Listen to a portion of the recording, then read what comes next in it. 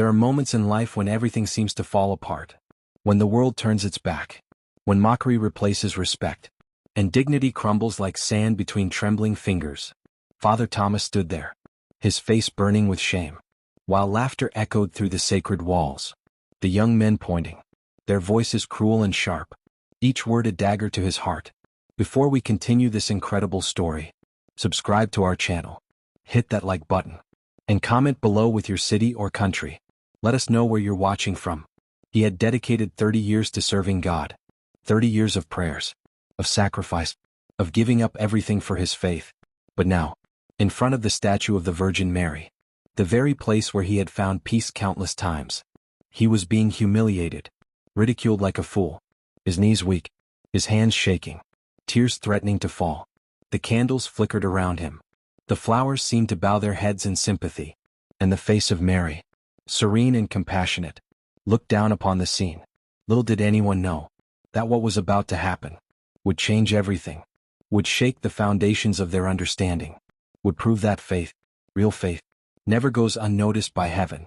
What happened next, no one could have predicted, not in their wildest dreams, not in their darkest fears. Father Thomas had always been a quiet man, not the type to seek attention, not the type to demand respect.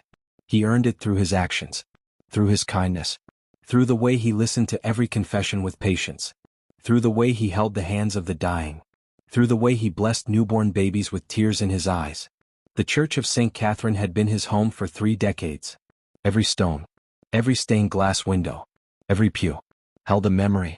He knew every crack in the ceiling, every squeak in the floorboards, every place where the sunlight hit just right in the afternoon. The statue of the Virgin Mary stood in the center, her arms open, her expression peaceful, a beacon of hope for all who entered. Father Thomas had spent countless hours before her, in prayer, in contemplation, in moments of doubt and moments of certainty. She had been his silent companion, his source of strength, his reminder that he was never truly alone. But lately, things had been changing. The neighborhood had been changing. Young people came to the church less frequently, and when they did come, some brought disrespect, some brought mockery, some brought a darkness that seemed out of place in sacred halls. Father Thomas tried to understand, tried to reach out, tried to show them love. But the gap seemed to widen, the distance seemed to grow. And on this particular Sunday afternoon, everything came to a head. 3 young men had entered, their laughter loud and inappropriate, their manner irreverent, their intentions unclear but troubling. Father Thomas approached them, his heart heavy, his voice gentle, trying to ask them kindly to respect the sacred space.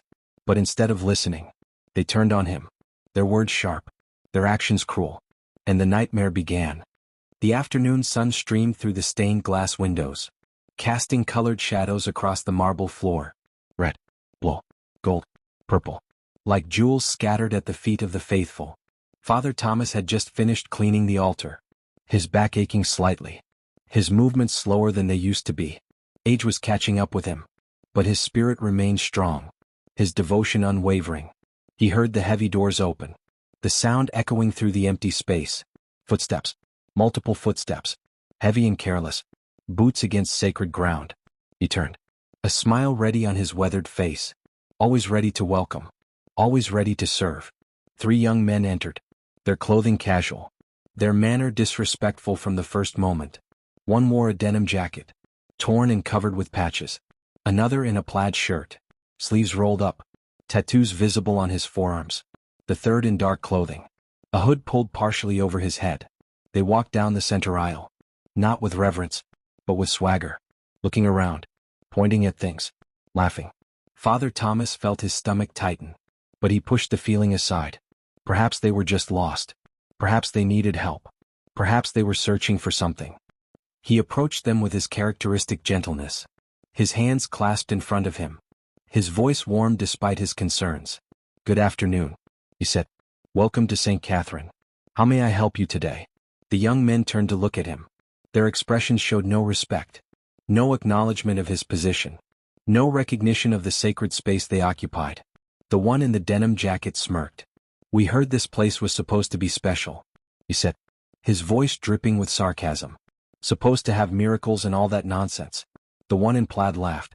"Yeah, My grandmother used to drag me here when I was a kid, always talking about prayers being answered, about divine intervention.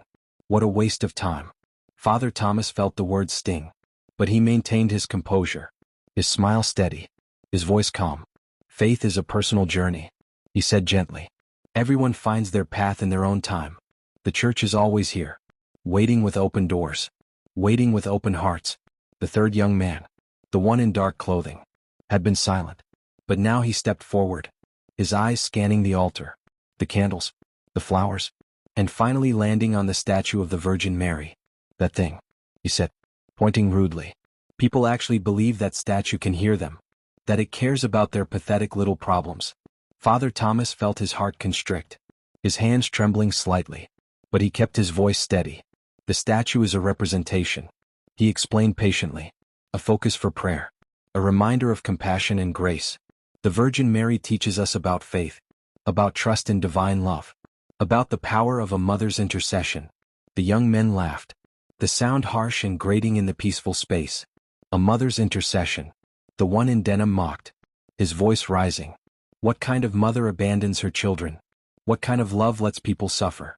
What kind of power sits silent while the world burns? Father Thomas opened his mouth to respond, to explain, to offer comfort through wisdom. But before he could speak, the one in plaid stepped closer, invading his personal space, towering over the elderly priest. And what about you? He sneered. What kind of life is this? Wearing a dress, talking to statues, pretending to have answers. You're pathetic, old man, wasting your life on fairy tales. The words hit Father Thomas like physical blows. His face flushed, his eyes stinging. Decades of service, decades of sacrifice, decades of trying to bring light into darkness, reduced to mockery, reduced to insults, reduced to cruelty. He took a step back, his legs suddenly weak, his breath coming in short gasps. The young men followed, circling him, their laughter growing louder. The one in dark clothing pulled out his phone, started recording. This is going to be hilarious, he said. An old priest having a breakdown in his own church. The internet is going to love this. Father Thomas looked around desperately, looking for escape, looking for help. But the church was empty. Just him, the young men, and the silent witnesses, the candles, the flowers, the statue. His eyes fixed on the Virgin Mary, her face serene, her hands open in blessing, her expression unchanging. He had stood before her so many times, in joy, in sorrow, in doubt, in certainty, and now in humiliation. What? He asked silently. Why is this happening? Why am I being tested like this? Why does cruelty seem to win? The young men continued their assault, not physical, but something worse in many ways, attacking his dignity, his life's work, his very reason for existing. The one in denim grabbed a prayer book from a nearby pew, held it up mockingly, and started reading in a ridiculous voice, a parody of prayer, a mockery of sacred words. The one in plaid picked up a candle, waving it around carelessly, the flame dancing dangerously close to the flowers, to the altar cloth, to everything Father Thomas held dear. And the one in dark clothing kept recording, zooming in on the priest's face, capturing every moment of pain, every flicker of despair, every crack in the foundation of his strength. Father Thomas felt himself breaking, felt the tears he had been holding back start to blur his vision, felt his legs give way, and he sank to his knees, right there, in front of the statue of the Virgin Mary, in the place where he had prayed 1,000 prayers, where he had celebrated 1,000 masses, where he had found peace in countless storms. But this storm felt different. This storm felt like it might drown him. The young men stood around him, still laughing, still mocking, still recording. And Father Thomas, broken and humiliated, could only whisper one word. Please. The word hung in the air, fragile as crystal, heavy as stone. Please. What was he asking for? For mercy, for understanding, for intervention, for strength. Even Father Thomas himself was not entirely sure.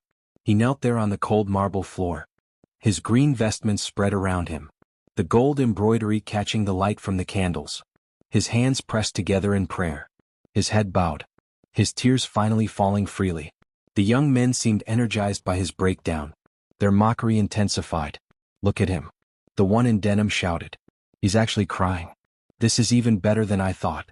The one in plaid crouched down, his face close to the priest's. "What are you praying for, old man?" he taunted. "Waiting for your God to strike us down. Waiting for a miracle. Go ahead. Keep praying. Let's see what happens." The one in dark clothing adjusted his phone, making sure to get the perfect angle.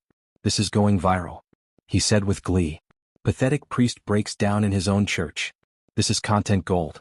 Father Thomas barely heard them. His consciousness had turned inward, turned upward, toward the only source of strength he had ever known. The mockery of the young men faded to background noise. The harsh fluorescent reality of the moment softened, and he found himself in that sacred interior space, that place of communion, that place where the soul meets the divine. "Mary," he prayed silently, "Mother of mercy, Mother of compassion, I don't understand why this is happening. I don't understand what I'm meant to learn. I have served faithfully. I have tried to be your son's hands and feet in this world. I have loved when it was hard. I have forgiven when it hurt. I have stood firm when everything around me crumbled. But now I am weak. Now I am broken. Now I need you." The statue stood above him, unchanging, silent, but something was shifting. Something in the atmosphere. Something in the very air itself. The candles around the statue began to flicker. Not from any draft. Not from any natural cause. But with a rhythmic pattern. Like breathing. Like a heartbeat. The temperature in the church dropped suddenly. Noticeably. The young men paused in their mockery, looking around, confused. The one in plaid rubbed his arms. "Did it just get cold in here?" he muttered. The one in denim looked uncertain for the first time. "Maybe we should," he started to say, but his words were cut off by a sound, subtle at first, then growing, a humming, a vibration, coming from everywhere and nowhere. The statue of the Virgin Mary, bathed in candlelight, surrounded by flowers, began to glow, softly at first, then brighter. A light that seemed to come from within, not reflected, but emanating from the marble itself. The young men stepped back, their confidence evaporating. "What the?" the one in dark clothing said, his phone shaking in his hands, still recording, but now capturing something entirely different. Father Thomas lifted his head, his tear-stained face looking up, and what he saw made his breath catch, made his heart surge, made everything else fade away. The statue was moving. Not the violent movement of an earthquake, not the jerky motion of machinery, but the fluid grace of life, of consciousness, of presence. The stone hands shifted, opening wider, more welcoming, more embracing. The stone face, serene and beautiful, seemed to look directly at him, directly into him. And the eyes, the carved marble eyes, seemed to hold depth, seemed to hold understanding, seemed to hold infinite compassion. A voice filled the church, not audible in the traditional sense, not heard through ears, but felt, experienced. "No, my beloved son," said, not words but meaning, not sound but understanding, direct communication from soul to soul. "Rise. You are not alone. You have never been alone." Father Thomas felt strength flood into him, not his own strength, but something greater, something that filled every cell, every fiber, every atom of his being. The young men were backing away now, their faces pale, their earlier bravado completely gone. The one in dark clothing dropped his phone, the device clattering on the marble floor, still recording, now pointed at the ceiling, capturing only dancing lights and shadows. "What's happening?" the one in plaid whispered, his voice cracking with fear. "I want to leave." The one in denim tried to move toward the door, but found his feet wouldn't obey, found himself rooted to the spot, unable to flee, unable to escape. The light from the statue grew brighter still, but it didn't hurt to look at. Instead it seemed to penetrate, to illuminate, to reveal. The young men saw things in that light, things they had buried, things they had forgotten, things they had tried to deny. The one in denim saw his grandmother, the woman who had raised him, the woman who had prayed for him every day, the woman whose funeral he had missed because he was too proud, too angry, too convinced that faith was weakness. He saw her face, lined with worry, wet with tears, calling his name. The one in plaid saw his younger sister, the girl he had abandoned when their parents died, the girl he had left to navigate the system alone, because it was easier, because he was scared, because he convinced himself he couldn't help anyway. He saw her reaching for him, saw her crying, saw her needing him. The one in dark clothing saw his own reflection, but not as he appeared now, as he could be, as he was meant to be. The potential he had squandered, the gifts he had wasted, the opportunities he had thrown away. For what? For approval? For belonging?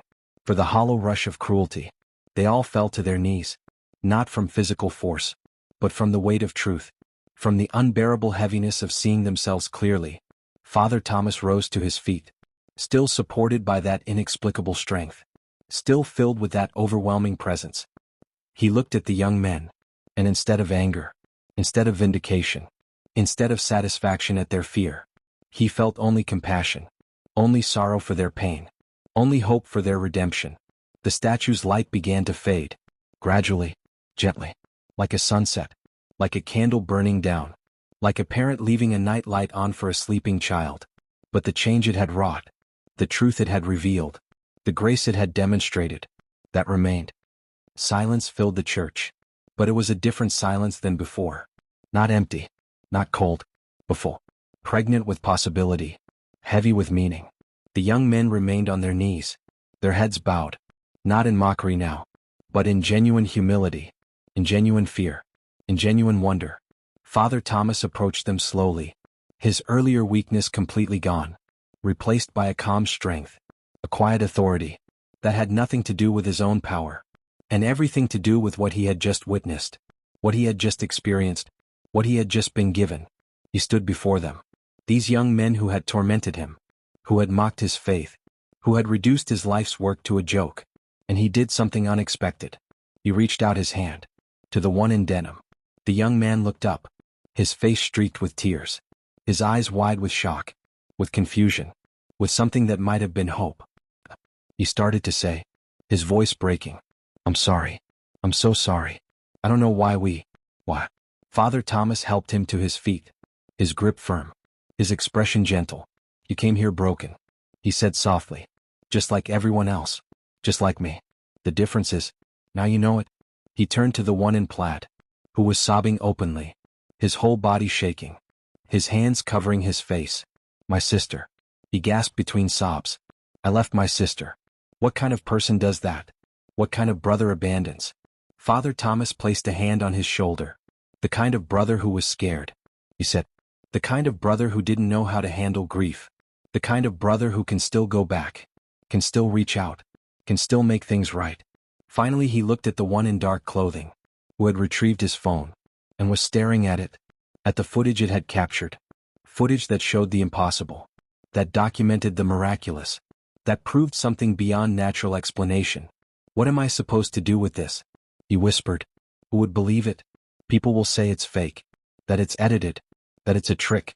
Father Thomas smiled, a real smile, reaching his eyes, transforming his weathered face. "Faith is not about proof," he said. "It's about experience, about encounter, about transformation. What you do with that video, that's between you and God. But what you do with what you experienced, that matters. Keep it private or share it. Either way, the truth of what happened here lives in your heart now." The young men looked at each other, a silent communication passing between them, a shared experience that had bonded them, changed them, marked them forever. "Can we?" The one in denim started, hesitated, then continued, "Can we stay? For a while? Can we pray? We don't really know how, but maybe you could teach us." Father Thomas felt his heart swell, felt tears return to his eyes, but this time they were different tears. Tears of joy, tears of gratitude, tears of amazement at how quickly darkness could transform into light. "Of course," he said. "That's why the doors are always open. That's why the candles are always lit. That's why he gestured to the statue, now still and silent again. Just marble and paint, just stone and craft, but somehow more, somehow forever changed by what had happened. Why she is always here, always waiting, always ready to remind us that we are loved." They spent the next hour together. Father Thomas, patient and kind, teaching them basic prayers, explaining their meaning, answering their questions, no matter how simple, no matter how confused. The one in plaid asked about forgiveness, whether it was really possible to be forgiven for abandoning someone, for failing in the worst way. And Father Thomas told him about Peter, who denied Christ 3 times, and was still called to lead the church, still became the rock, still found redemption. The one in denim asked about wasted time, about years spent running from faith, from family, from love, whether those years could ever be redeemed. And Father Thomas told him about the prodigal son, who squandered everything, who hit bottom, who came home afraid, and was welcomed with celebration, was embraced with joy, was restored beyond hope. The one in dark clothing asked about purpose, about whether someone like him, someone who had caused pain, who had mocked what was sacred, who had contributed to darkness, could ever be used for good. And Father Thomas told him about Paul, who persecuted Christians, who approved of Stephen's stoning, who was an enemy of the faith, until a light from heaven knocked him down, until a voice from heaven called his name, until everything changed, and he became the greatest missionary, the most prolific writer, the most passionate preacher the church had ever known. The young men listened, soaking in every word, like parched ground receiving rain, like starving people receiving bread, like lost travelers receiving a map. When they finally left, hours later, the sun was setting, painting the sky in shades of orange and pink. They each shook Father Thomas's hand, looking him in the eye, promising to return, promising to change, promising to remember. Father Thomas watched them go, then turned back to the church, to the statue, to the place where everything had shifted. He knelt again, but this time not in desperation, in thanksgiving, in awe, in humble recognition of what he had witnessed. "Thank you," he whispered, "for reminding me that you are real, that you care, that no prayer goes unheard, that no tear goes unseen, that no moment of suffering is wasted." The statue remained silent, still, serene. But Father Thomas didn't need another miracle. One was enough. One was more than enough. One had changed everything. The story of what happened that day in St. Catherine's Church spread slowly, not through viral videos. The young man had decided to keep that footage private, showing it only to his family, using it as a reminder, as proof to himself, that what he experienced was real, but through changed lives, through transformed hearts, through actions that spoke louder than any words. The one in denim reconciled with his family, began attending church regularly, brought his own children, teaching them what his grandmother had tried to teach him. The one in plaid found his sister, asked for her forgiveness, began the long process of rebuilding what he had broken, supporting her, standing by her, being the brother he should have been all along. The one in dark clothing started volunteering, using his skills with technology to help the church reach others, to share messages of hope, to create content that built up, instead of tearing down. And Father Thomas, he continued his ministry, older now, slower now, but with renewed purpose, renewed strength, renewed certainty, that his life had meaning, that his service mattered, that faith was not weakness, but the greatest strength of all. Sometimes on quiet afternoons, he stands before the statue, remembering, grateful, changed. And if you look closely, some say the statue's expression is different now, just slightly, a bit more knowing, more present, more alive. But that might just be the light, or the flowers, or faith, making us see what has always been there, waiting.